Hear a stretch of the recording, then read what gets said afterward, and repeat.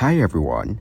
In this video, we will show you how to delete Meta AI on Facebook. First, open your Facebook app on your mobile device. If you have already integrated Meta AI into your Facebook app, you should see it on your search bar. You can either search for anything in the search bar and see Meta AI written there, or you may see it directly when you open the search feature. To check if your Facebook app is updated, you can go to the App Store for iOS or Play Store for Android and search for Facebook. If there is an update available, you will see an option to update the app.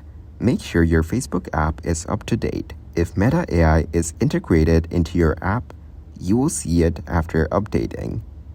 Unfortunately, there is no official way to remove Meta AI once it is integrated into the latest version of the Facebook app. However, if you want to remove Meta AI, you can download an older version of the Facebook app from the web.